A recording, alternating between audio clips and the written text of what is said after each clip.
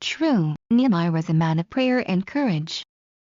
True, Joshua followed and served under Moses for 40 years before God was ready for him to become a leader.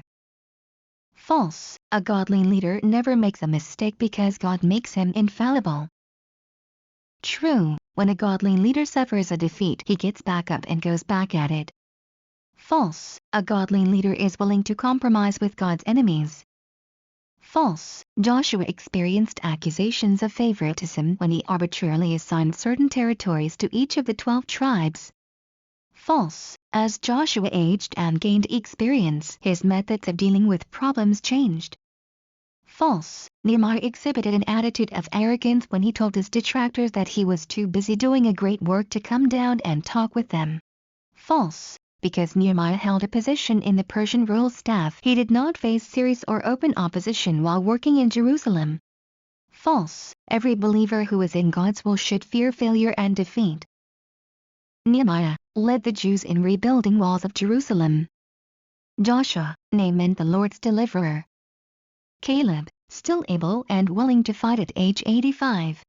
Moses selected Joshua to assist him in the tabernacle worship.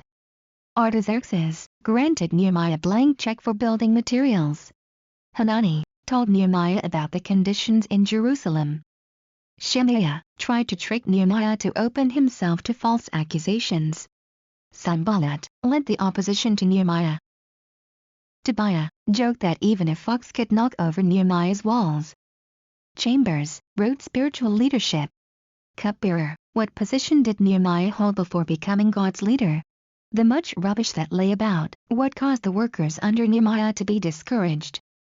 Amalekites, against which nation's armies did Joshua lead the Israelites to victory? Caleb and Joshua, who were only 2 of the 12 spies who believed that Israel could conquer the giants in the Promised Land. Meditation of His Word. What does God always link inseparably with success? 1. Following the world. 2. Deviating from God's standard. 3. Failing to pray or read the Bible. 3 ways in which one can turn to the right hand or to the left, thereby getting out of God's will. 1. Following the world. 2. Deviating from God's standard. 3. Failing to pray or read the Bible. 3 ways in which one can turn to the right hand or to the left, thereby getting out of God's will. Gibeon. With which city did Joshua unwittingly make an alliance that later forced Israel to fight a battle it otherwise wouldn't have had to fight? 5. Against how many kings' armies did Israel have to fight because of that alliance? Hailstones. During that battle, what killed more of the enemy than actual combat? 1. Be in the will of God. 2. Pray within the will of God. 3. Pray for the glory of God. 3. Prerequisites for being able to command God. 1. Be in the will of God. 2. Pray within the will of God. 3. Pray for the glory of God. 3. Prerequisites for being able to command God.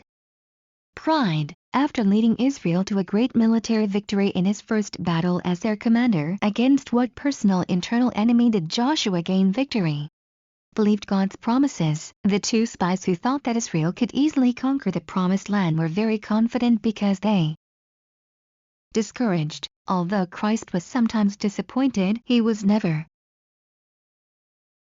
Mental alertness. In the context of the lessons on Joshua, the word courage means falling on one's face in defeat. In the context of the lessons on Joshua, the word dismayed means ashen. Israel suffered a terrible defeat at Ai because of the sin of Mount Ebal. Joshua built an altar at blank to remind Israel of the real reason for their victories. Priests. The first people into the Jordan and the last people out of the Jordan were the captain of the Lord's host. While walking in the Promised Land near the Jordan River, Joshua ran into and worshipped whom?